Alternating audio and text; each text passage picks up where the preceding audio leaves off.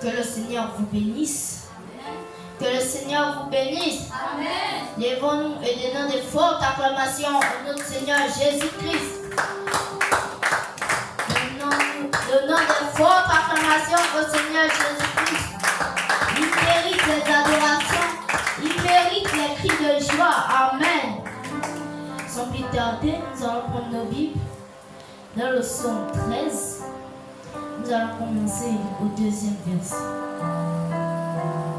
Il dit: Jusqu'à quand, Éternel, m'oublieras-tu sans cesse? Jusqu'à quand me cacheras-tu ta face? Jusqu'à quand aurai-je des soucis dans mon âme et chaque jour des chagrins dans mon cœur? Jusqu'à quand mon ennemi, ô Dieu, s'élèvera-t-il contre moi? Regarde, réponds-moi, Éternel mon Dieu. Donne à mes yeux la clarté, afin que je ne m'endorme pas du sommeil de la mort. Amen. Afin que mon ennemi ne dise pas: je l'ai vaincu, et que mes adversaires ne se réjouissent pas si je chancelle. Moi, j'ai confiance en ta bonté, j'ai de l'allégresse dans le cœur. À cause de ton salut, je chante, Éternel, car il m'a fait du bien. Que le Seigneur ajoute des riches bénédictions à la lecture de sa parole. Dans nos yeux fermés, nos têtes inclinées, une portion de tout. Donnons-nous à Dieu en sa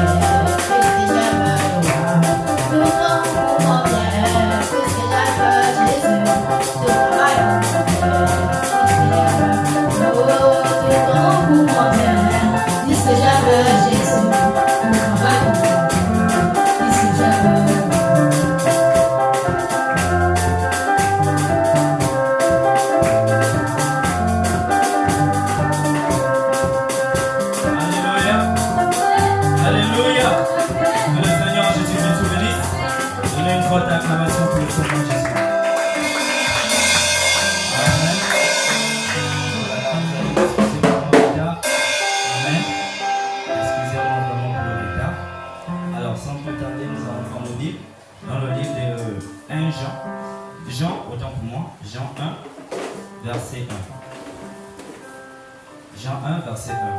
La Bible déclare: au commencement était la parole, et la parole était avec Dieu. Et la parole était Dieu. Elle était au commencement avec Dieu. Toutes choses ont été faites par elle, et rien de ce qui a été fait n'a été fait sans elle. Amen. Seigneur éternel, notre Dieu, notre roi, nous te disons encore merci pour cette portion d'écriture que nous venons de lire. Seigneur, bénis-nous et assiste-nous, que cela puisse bénir nos âmes. Alors que nous venons ici prier demander au nom du Seigneur Jésus-Christ. Amen. Amen. Alors, ce matin, nous n'avons pas un gros sujet. C'est un sujet que j'avais laissé, j'avais commencé. Qui peut me rappeler c'était quoi? Aujourd'hui, nous allons juste voir la révision. Oui, la sœur. C'était sur quoi? Donnez la sœur le micro. C'était sur la Bible. Très bien, on acclame très fort pour la sœur. C'était sur la Bible. Alors, qui peut me dire, c'est quoi la Bible en un mot? On avait dit, c'était qu'est-ce qu'était la Bible, lui, frère? La Bible est un livre sacré. La Bible est un livre sacré. Qui peut encore avoir une autre définition de la Bible? C'est quoi la Bible? Oui, la sœur derrière. Donnez la sœur le micro. La Bible, c'est celle qui nous entraîne chez Dieu. La Bible, c'est ce qui nous montre Dieu. Amen. C'est quoi encore la Bible? C'est quoi encore la Bible? Oui, la sœur derrière. La Bible, c'est la parole faite chair. La Bible, c'est la parole faite chair. Est-ce qu'on va dire la Bible, c'est la parole faite chair? La Bible, c'est la parole inspirée de Dieu. Avant qu'elle ne se fasse chair, c'est d'abord la parole inspirée de Dieu. C'est bon? C'est ce qu'est la Bible. Et nous avons combien de livres en tout dans la Bible? Oui, sœur. Nous avons 62 livres. 62. Elle a côté. Oui, frère. 26. Oh, il a les moins. Oui, la sœur ici. Nous avons 64 livres. 64. Ah, tu peux monter un peu plus haut. Retrancher encore un peu. Nous avons 66 livres. Très bien, on acclame pour la sœur exaucée. Nous avons 66 livres repartis en combien de grandes parties? Ces 66 livres sont repartis en combien de grandes parties? Oui. Deux parties. En deux parties. Lesquelles? L'Ancien Testament et le Nouveau Testament. Très bien, on acclame fort pour la sœur. Donc, nous avons 66 livres repartis en deux grandes parties. Nous avons l'Ancien Testament et le Nouveau Testament. Amen. Et l'Ancien Testament, nous avons dit, il est reparti en combien de parties plus précisément? Combien de parties l'Ancien Testament est-il divisé? Nous avons combien de grandes parties dans l'Ancien Testament? Bon, là, vous avez déjà tout oublié. Alors, on avait dit, on a 4 grandes parties. C'est bon? 4 grandes parties. Lesquelles? Qui peut s'en souvenir? Lesquelles? Lesquelles? Oui, exaucé.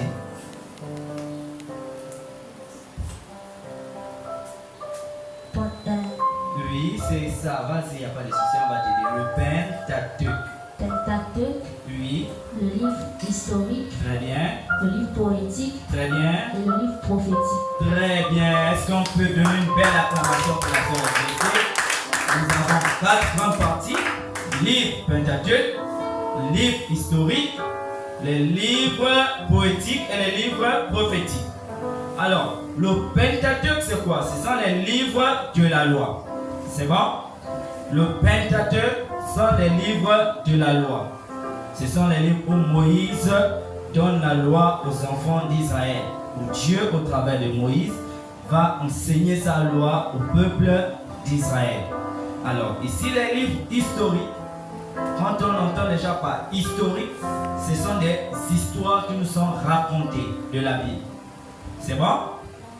Les livres historiques sont des histoires qui nous sont racontées. C'est bon? Alors, nous avons aussi les livres poétiques. Et ici, ces livres poétiques, nous avons les psaumes, nous avons les livres de proverbes, les livres d'Ecclésiaste, les cantiques, les cantiques. Amen. Et ici, ce sont quoi? On dit des livres poétiques. Donc, ce sont des poèmes que ces auteurs adressaient à leur Dieu. C'est bon? C'est bon? Et nous avons aussi les livres prophétiques. Et dans les livres prophétiques, c'est quoi? Ce sont des prophéties qui sont données. Dieu annonce des prophéties au peuple. C'est bon? Alors, qui peut me dire quel est le premier livre de la Bible? Quel est le premier livre de la Bible? La sœur ici derrière. Oh là là, la sœur s'est trompée. Oui, ici. Jeunesse. Très bien. Et que signifie jeunesse? Commencement. Est-ce qu'on peut acclamer très fort pour la sœur? Premier livre de la Bible, c'est la Genèse. Et la Genèse, ici, c'est le commencement. Amen. Et ici, c'est le commencement de la création, le commencement du péché, le commencement même de toutes choses. C'est la Genèse. Amen. Et quel est le deuxième livre? Quel est le deuxième livre? Il y a le frère qui n'a pas encore parlé depuis les souffles. Je vois. Exode. Exode. Et qu'est-ce que signifie Exode? Qu'est-ce que signifie Exode? La sœur ici n'a pas encore parlé depuis là.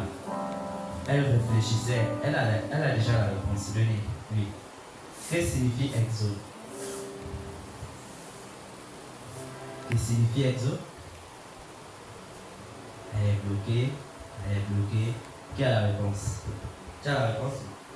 Elle n'a pas. Tu as la réponse? Exaucé. Ok, donnez le micro derrière. Exode signifie sortir. Est-ce qu'on peut acclamer très fort pour la sœur? Exode signifie sortir. Sortir de. C'est Dieu. Dans Exode, c'est Dieu qui appelle son peuple à sortir de l'Égypte, à sortir du monde. Amen. Donc, l'Exode, ce sont les appelés à sortir. C'est quitter d'un point A à un point B. C'est bon? C'est ça l'Exode. Et quel est le troisième livre de la Bible? Oui, oui, sœur. Donnez un peu le micro derrière. Quel est le troisième? Très bien. Est-ce qu'on peut acclamer fort pour elle? Le troisième livre de la Bible, c'est Lévitique. Et que signifie Lévitique? Je vous avais déjà montré ça. Que signifie Lévitique? Vous avez oublié? Oh là là. Que signifie Lévitique? Alors, Lévitique signifie attachement. C'est bon? Genèse, commencement. Exode, appelé à sortie. Lévitique, attachement. Amen. Et le quatrième livre de la Bible. Le quatrième. Oui, la sœur encore derrière. Oh, elle mérite une place à la fin. Hein? Oh, pas Deutéronome. Oui, dans la côté. Nombre. Très bien, nombre. Et que signifie nombre? C'est nombre. Oui. Oui. Dénombrement. Amen. Ici, nombre, signifie dénombrement. Amen. Nombre signifie dénombrement. Et c'est très important de connaître la Bible. Amen. Si vous ne connaissez pas la Bible, vous ne saurez comment lire. Amen. Il faut connaître pour pouvoir lire. Amen. Alors, ça c'est le quatrième livre. Et le cinquième livre. Le cinquième livre, ma soeur venait à peine déjà même de donner ça, Deutéronome. Amen. Et Deutéronome signifie deux lois. C'est bon? Deutéronome signifie quoi? Deutéronome signifie? Ok, d'accord. Deux lois ou seconde loi. Donc, on peut dire Deutéronome, deux lois ou seconde loi. Et Josué signifie quoi? Nous sommes dans le sixième livre, Josué.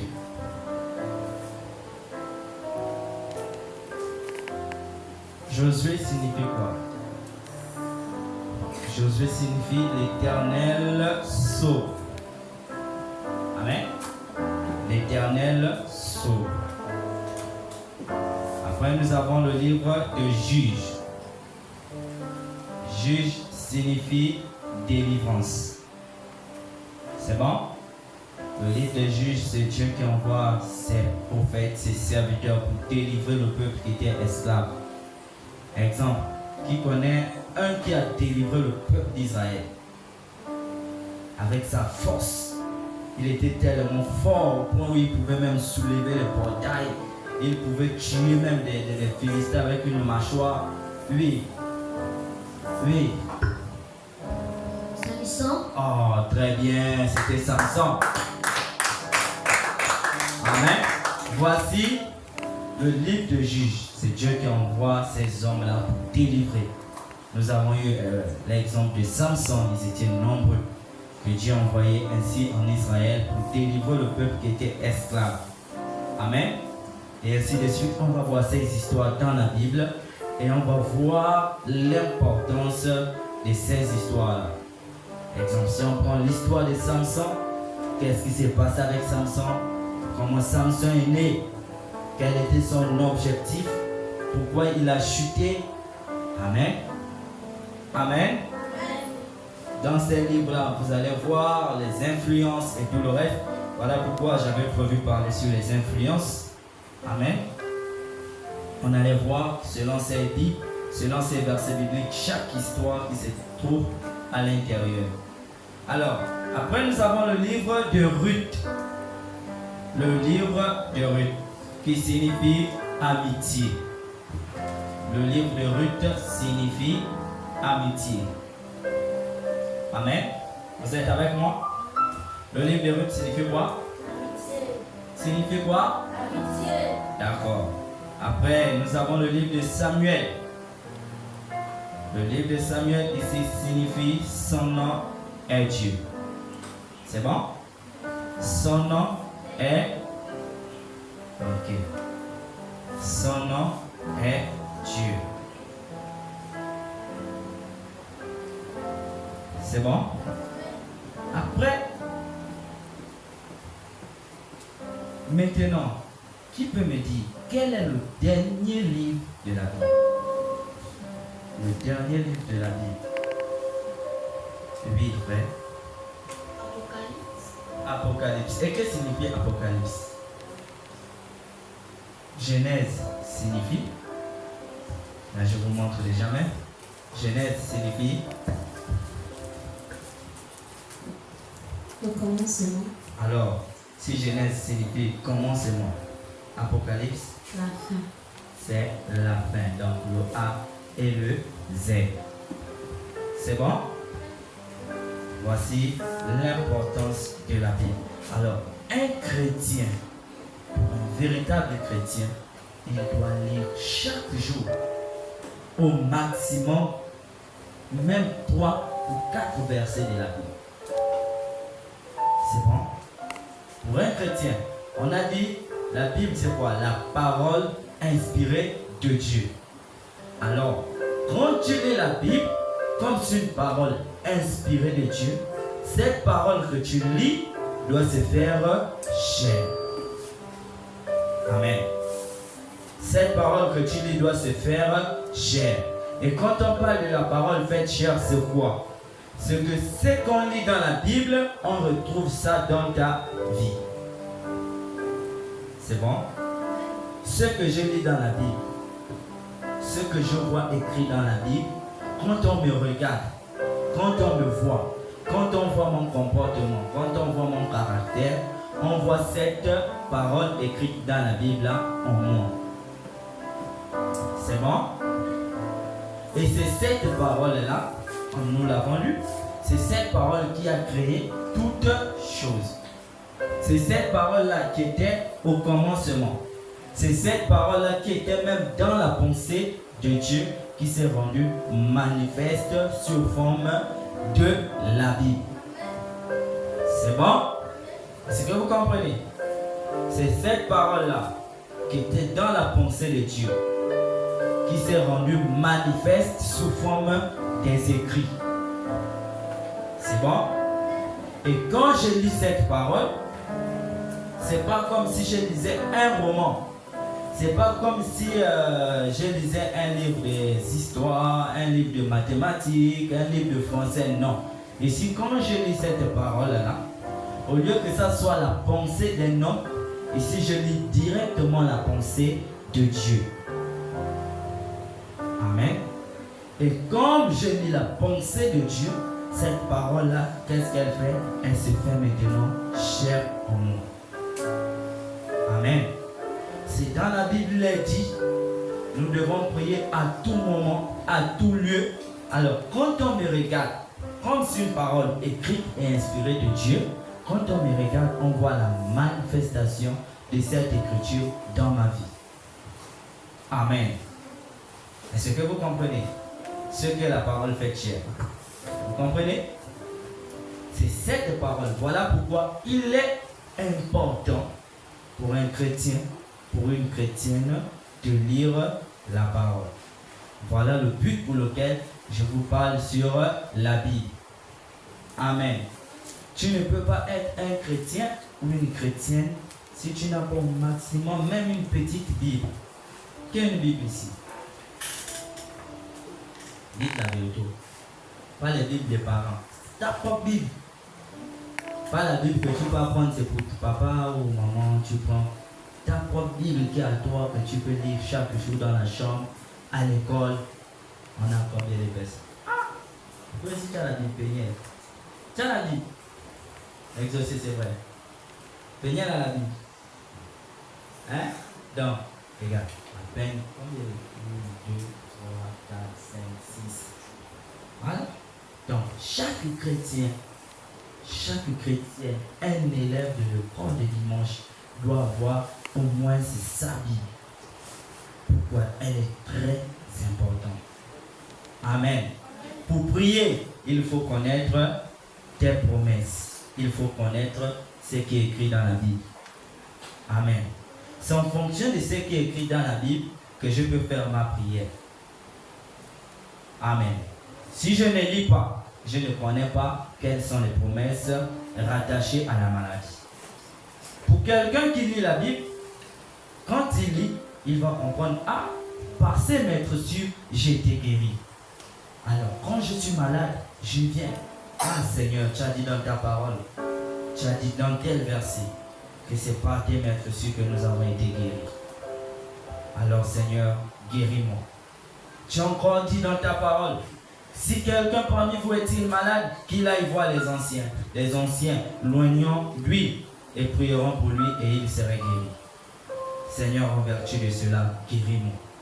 Amen. Alors, qu'est-ce que vous avez fait? Vous avez pris Dieu à sa parole. Alors, si je ne sais pas lire, si je n'ai jamais lu ça, je ne peux pas prier ainsi. Amen.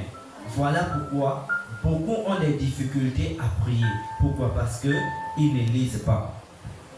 Quand tu ne lis pas, tu vas seulement venir là, Seigneur Jésus. Seigneur Jésus, bénis-moi, bénis papa, bénis maman. Après tu es là, Seigneur Jésus. Tu es là, tu ne fais que tourner, Seigneur Jésus, Seigneur Jésus. Pourquoi? Parce que tu ne lis pas. Amen. Parce que tu ne lis pas.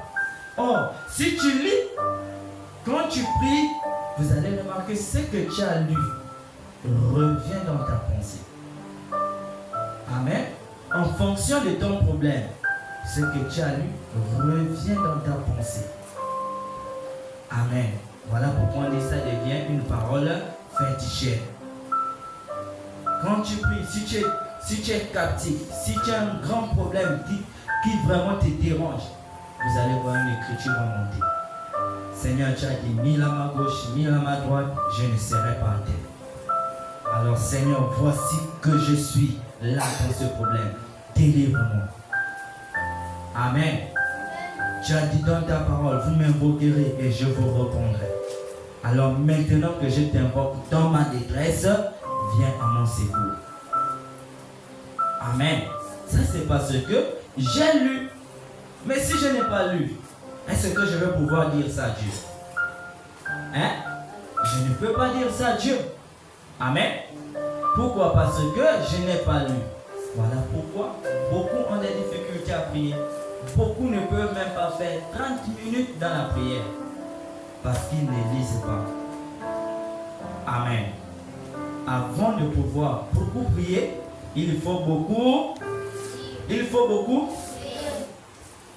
Amen. C'est d'où vous comprenez l'importance de cet enseignement qui est la Bible. Dans les livres de la loi, quand je vais lire un livre de la loi, je vais voir là où on donne les 10 commandements. Amen.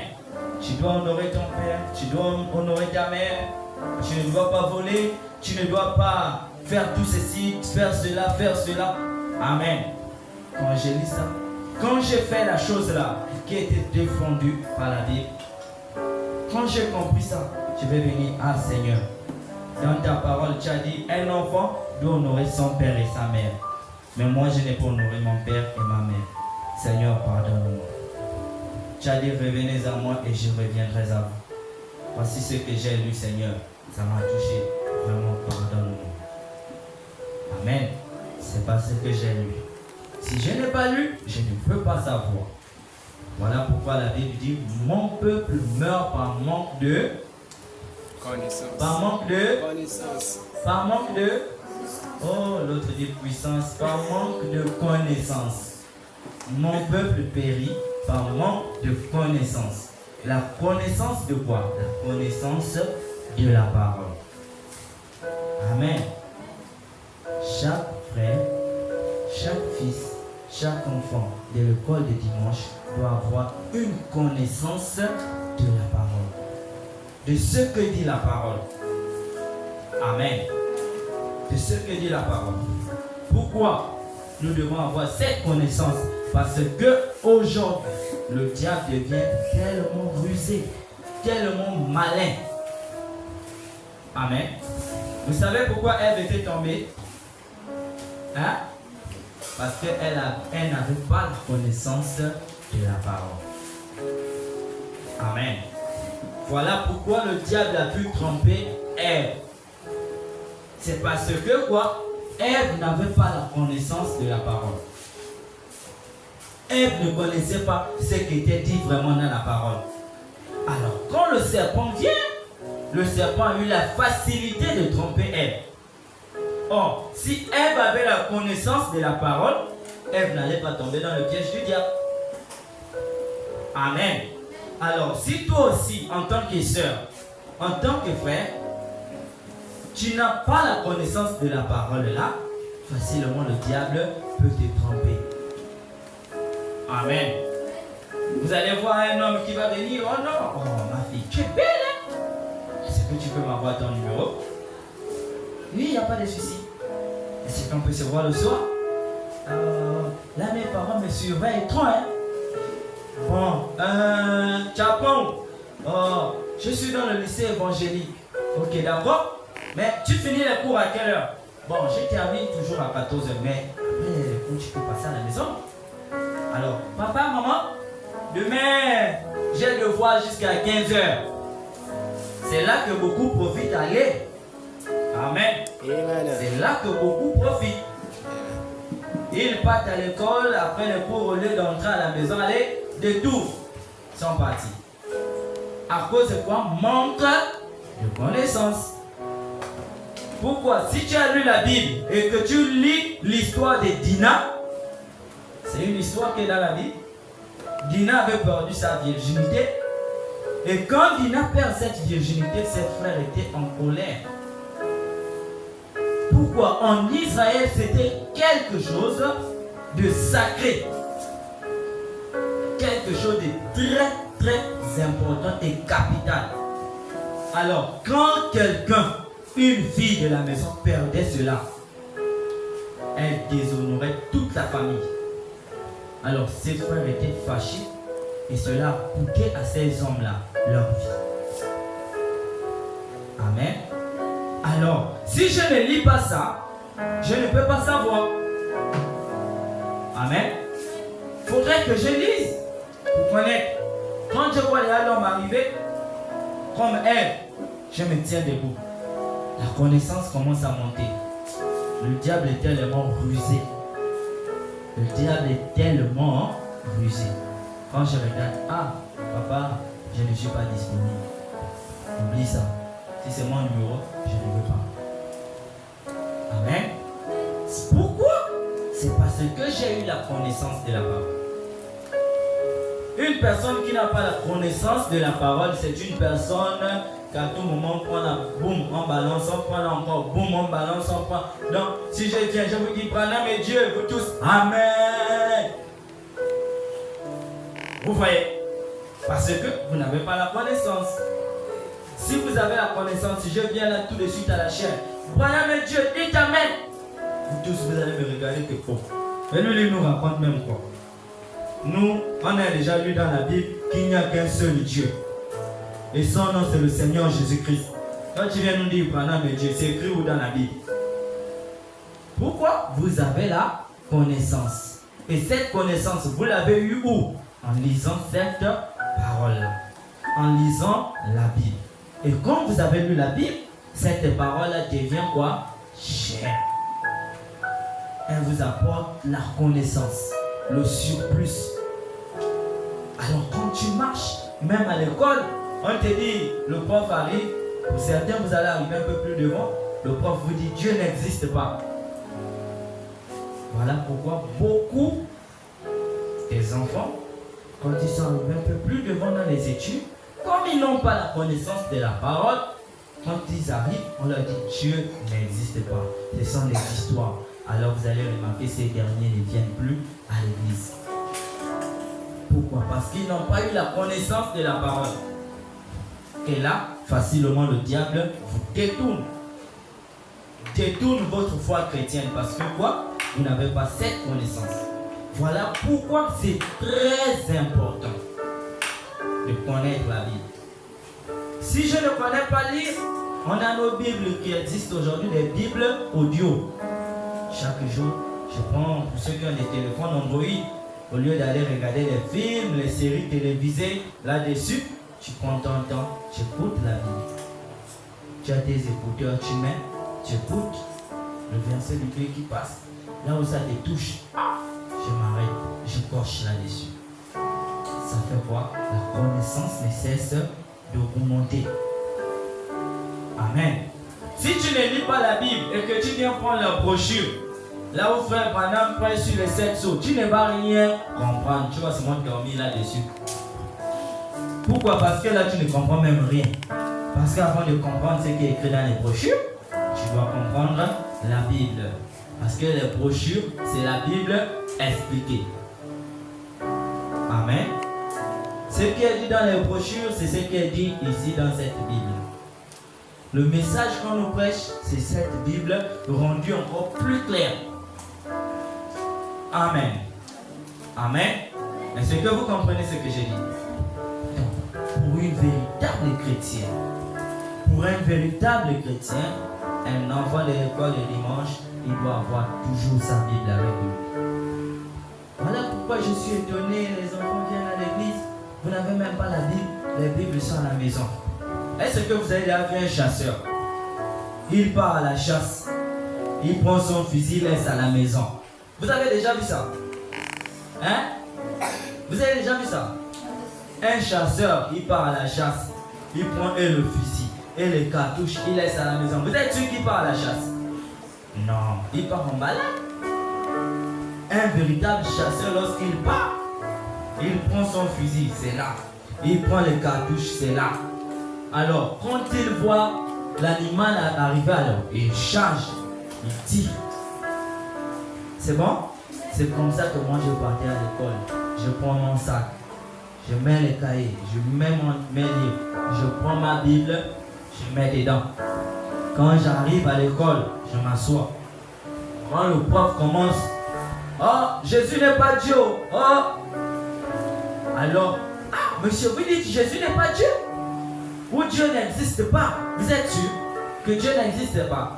Alors, comme je suis un chasseur, je pars à la chasse, j'ai déjà mon fusil avec moi. Voici que je suis en danger. Je sors mon fusil.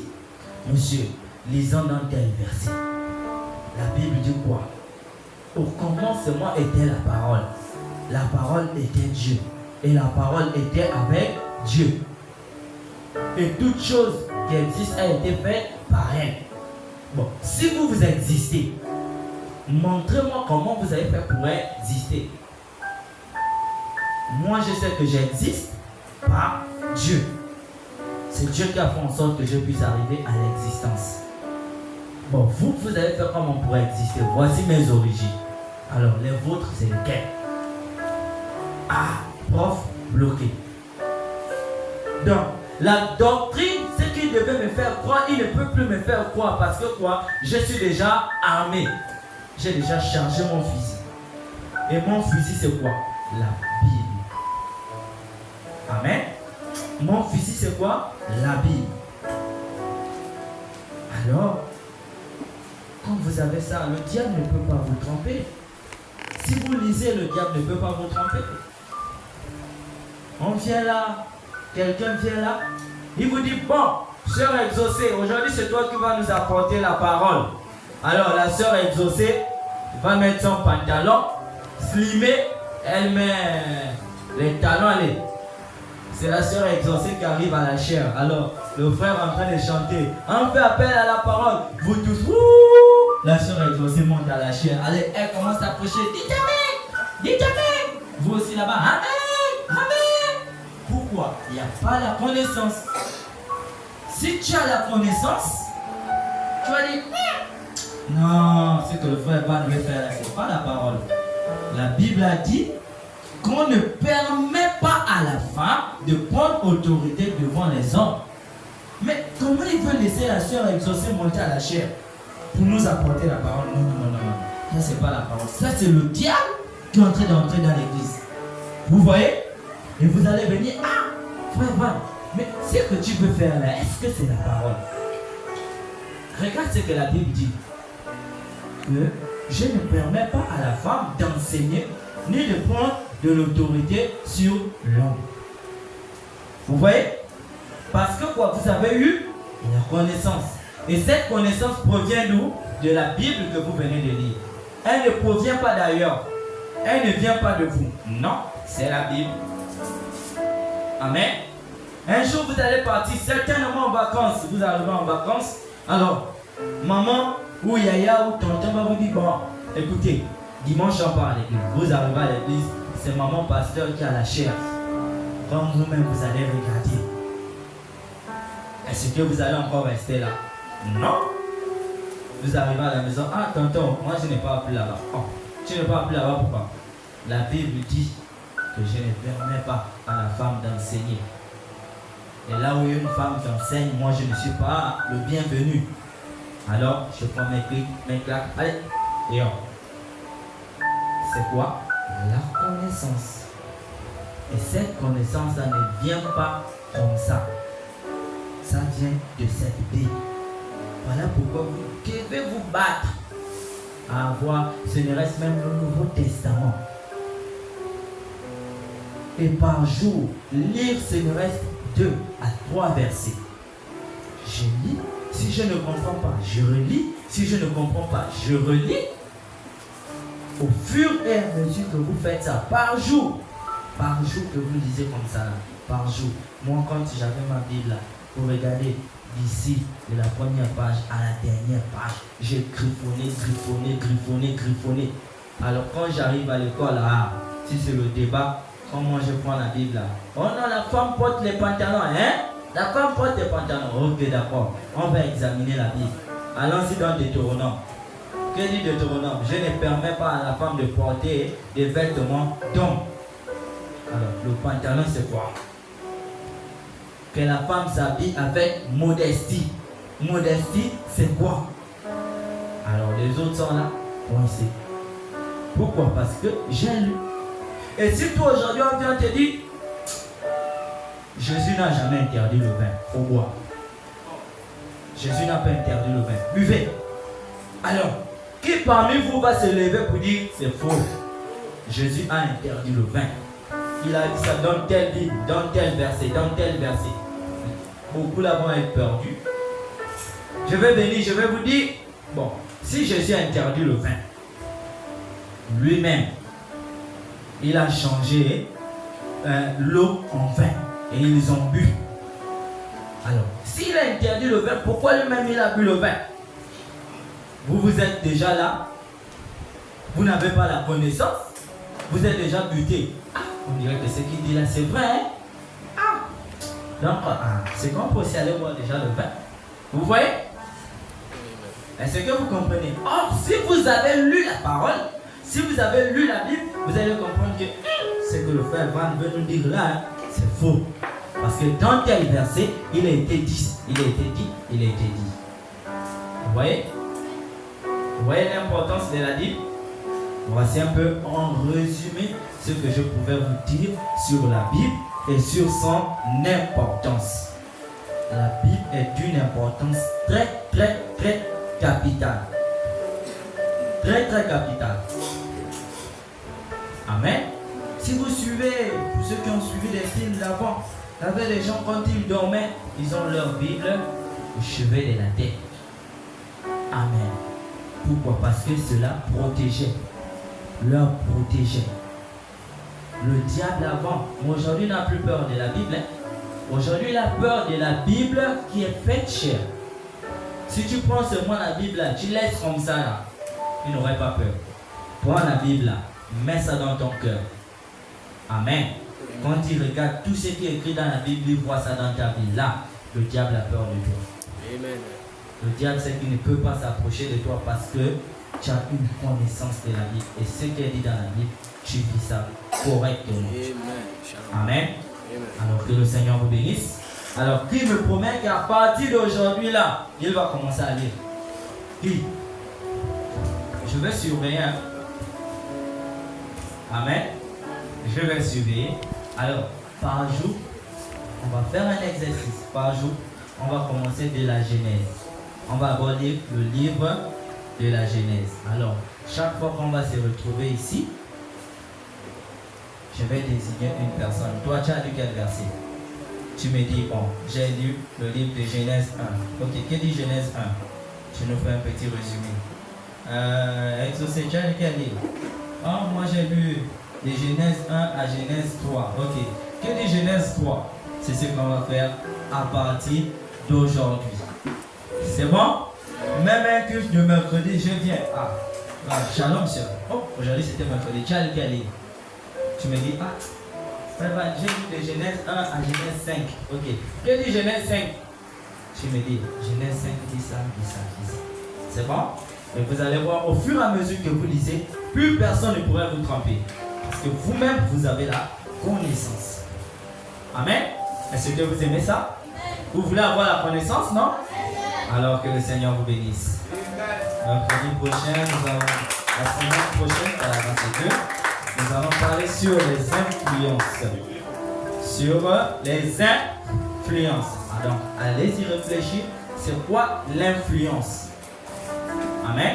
Alors, mettons-nous debout, nous allons prier. Hier, aujourd'hui, à jamais.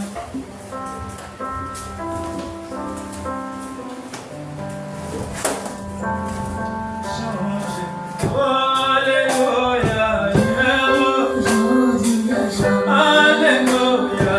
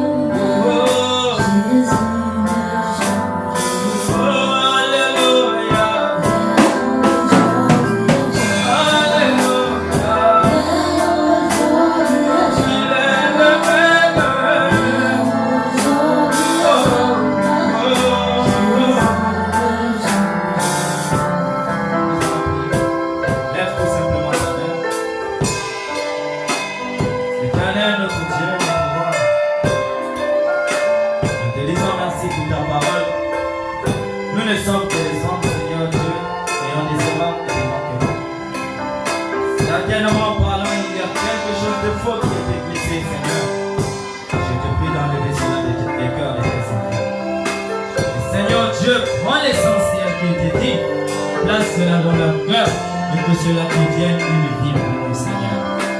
Fais de nous, Seigneur, des hommes, ô Dieu, et des femmes consacrés. Des hommes et des femmes, Seigneur, ô Dieu Tout-Puissant, réservés, Seigneur Dieu Tout-Puissant. Alors que les chrétiens et les chrétiennes deviennent rares, Seigneur, nous voulons faire partir, Seigneur, de ces témoins, Seigneur, oculaires de ta parole, Seigneur. C'est pourquoi aide, Seigneur, mes frères, aide, Seigneur, mes soeurs, Seigneur Dieu Tout-Puissant, à demeurer dans ta parole, Seigneur. Amen. Cette parole qui est inspirée à se faire chair en chacun d'eux, Seigneur Dieu.